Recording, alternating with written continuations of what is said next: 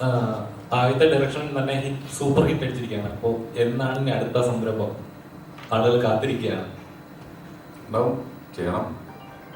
ഉടനെ പ്രതീക്ഷിക്കാല്ലേ?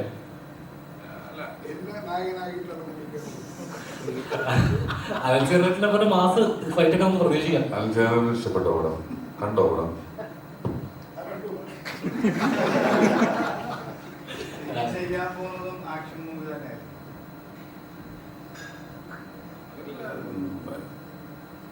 അങ്ങനെയൊന്നും പറയാൻ പറ്റില്ല, എങ്ങനെയാ പറ്റില്ല എന്നുള്ളത്. നമുക്ക് ഇങ്ങനെ അങ്ങനെ ഒരു കാറ്റഗറി ഒന്നുമില്ല.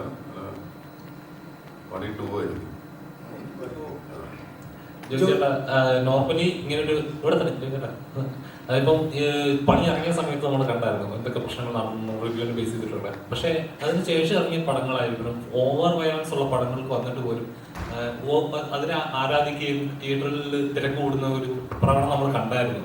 ശരിക്കും വയലൻസ് എന്നുള്ളത് ഒരു എന്റർടൈൻമെന്റ് ആയി മാറിക്കൊണ്ടിരിക്കാൻ തോന്നുന്നുണ്ടോ?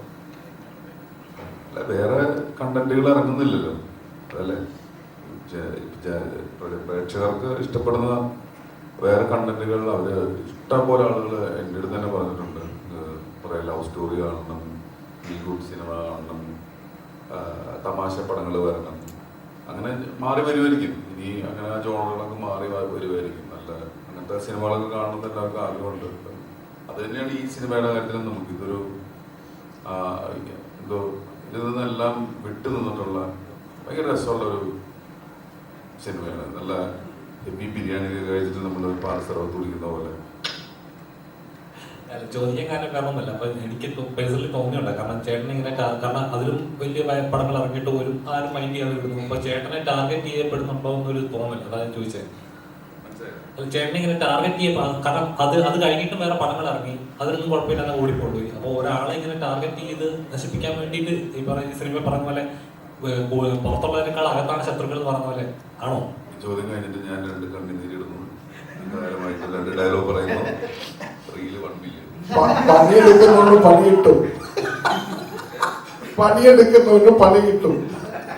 ഇനി പണി രണ്ടാമത്തെ എടുക്കാൻ പോയാണെന്ന് അത് ഇന്ന് വെച്ചിട്ട് ജോയിച്ചേട്ടാ ഇവിടെ ജോയിച്ചേട്ടാ, അതായത് ഒരു നല്ല നടനാവണമെങ്കിൽ സിനിമയുടെ പിന്നാമ്പുറവും അറിഞ്ഞിരിക്കണം എന്നൊരു സന്ദേശമാണ് ജോജി ചേട്ടന്റെ ഒരു വളർച്ചയിൽ എനിക്ക് പേഴ്സണലി തോന്നുന്നത്.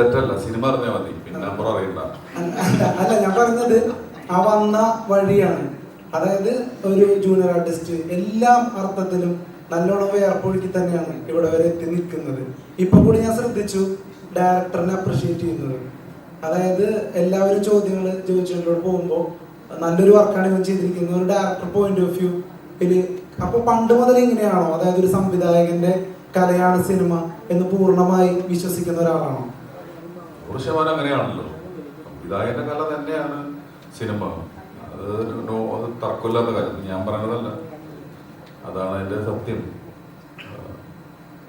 അതെ.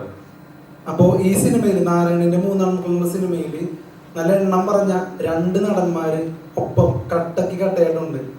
അലൻസിയർ ലോപ്പസ് എന്നുള്ള നടനും സുരാജ് വെഞ്ഞാറമ്മൂടും. അപ്പൊ നിങ്ങളുടെ ഒരു കോമ്പിനേഷൻ ആണ് ഈ സിനിമയുടെ ഏറ്റവും വലിയ ഹൈലൈറ്റ്.